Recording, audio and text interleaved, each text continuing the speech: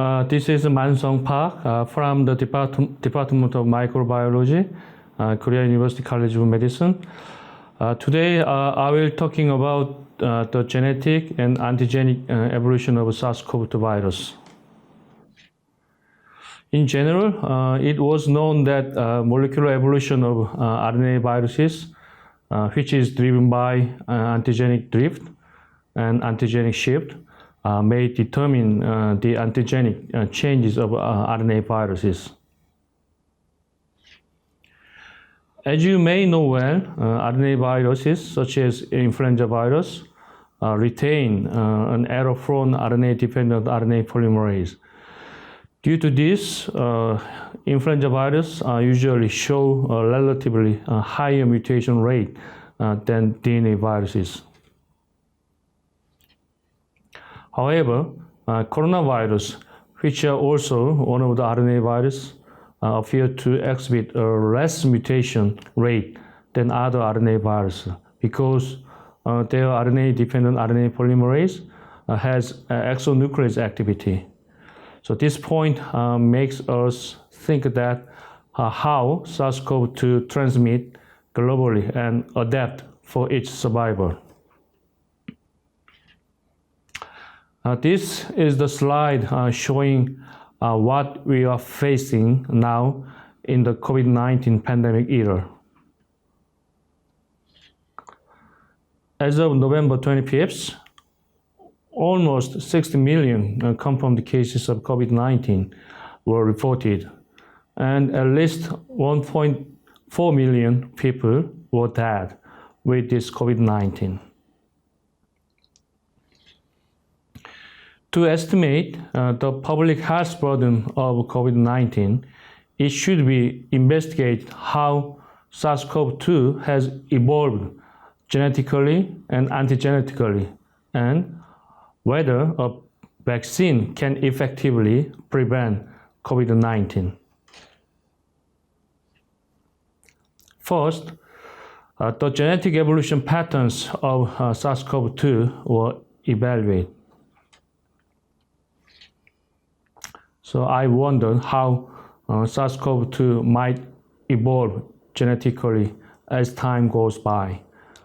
Hence, I set up the sequence set by selecting the complete genomic sequences of SARS-CoV-2 on March, May, July. And then I investigate their evolutionary relationship using a time-resolved Bayesian phylogenetic approach implemented in BEAST program package. First, I will tell you the result of early phase genetic evolution of SARS-CoV-2. Based on the phylogenetic tree of SARS-CoV-2, I found 18 branch common mutations. Among them, 12 mutations were found in the ORF1A regions, not in the spike protein region.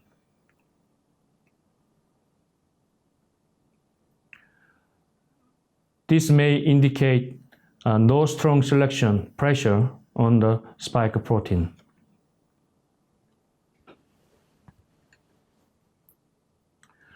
Then I wondered how these SARS-CoV-2 strains were genetically associated. Given the genetic clade definition of GSA, G, V, and S clade were identified in the phylogenetic tree.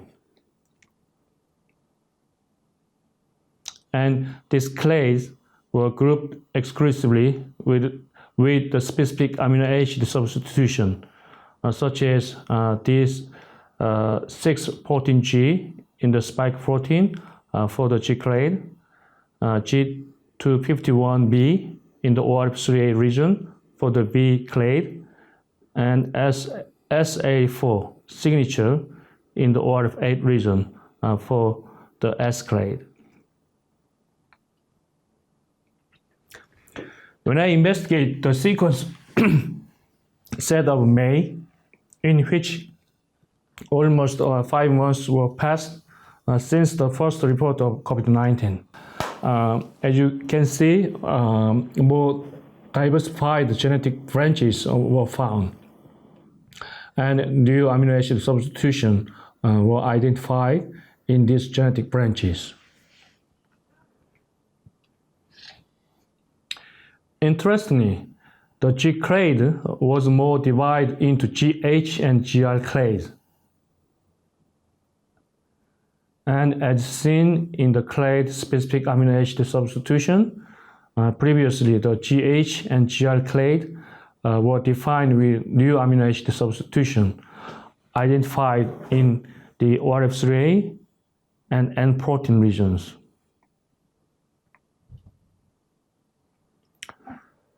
The one thing that I want to emphasize is the GH and GR clade specific mutations had been already present as early as in the March sequence set. And this suggests the clade-specific molecular change might be selected or adapted after almost 5 months of circulation of SARS-CoV-2 in human population. As I check out the sequence set at the time of 7 months later from the report of the COVID-19, the diversified G, GH, and GR clades were still circulating, and they might be dominant over the relatively old S and V clade. Similarly, more clade common mutations were found in this clade. Most these new mutations were identified in the ORF1AB and spike protein regions.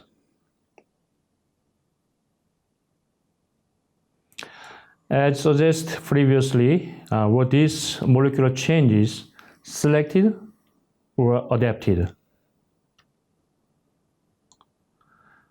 This may also result the antigenic changes of dominant SARS-CoV-2 strains.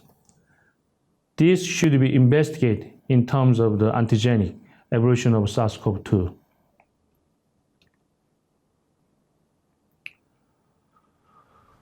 Also, change of evolution rate might suggest some extent of selection or adaptation of SARS-CoV-2 compared to the evolution rate of the March sequence set, the May and the July sequence showed gradually reduced evolution rate.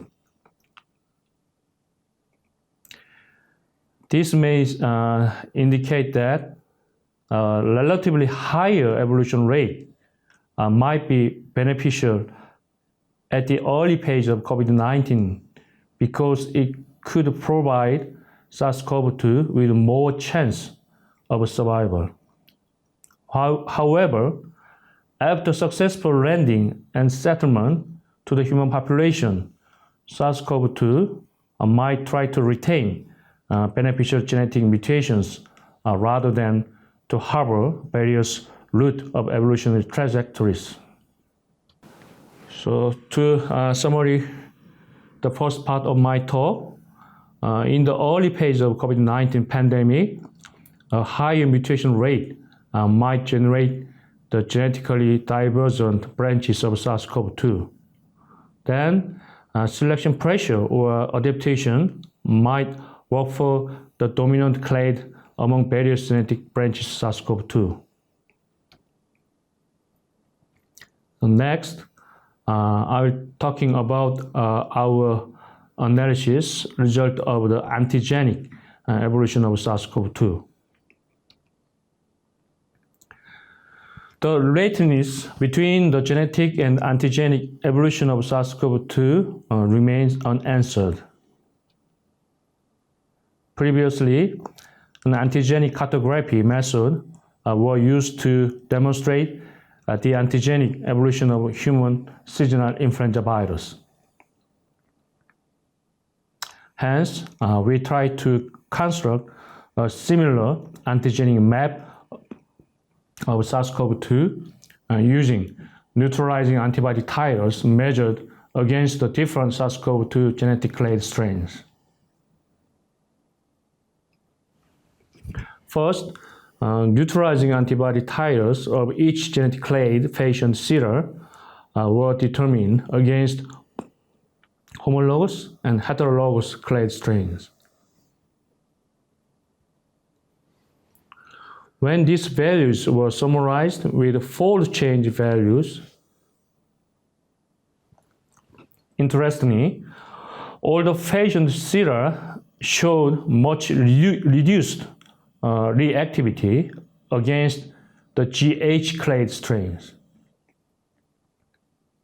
As you can see in this slide, when the neutralizing antibody titers were translated into the antigenic cartography,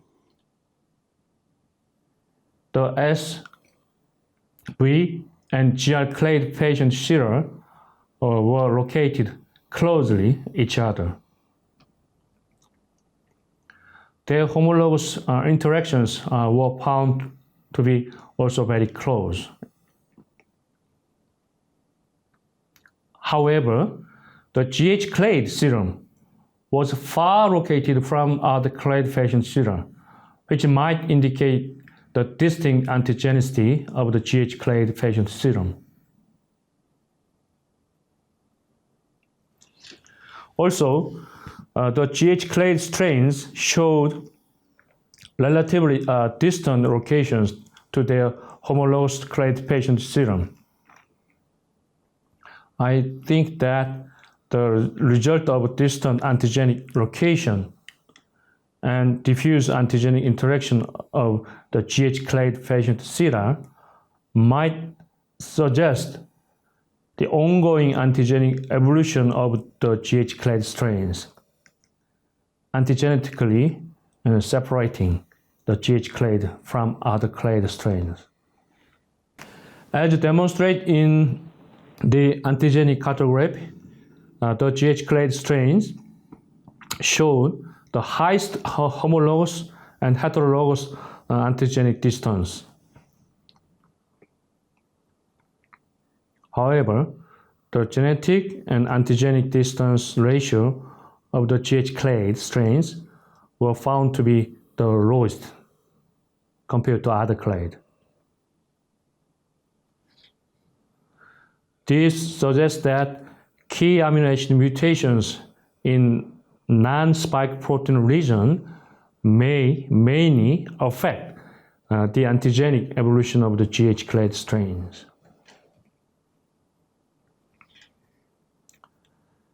To summary, of the several genetic clades of SARS-CoV-2, the GH clade showed a distinct antigenic location.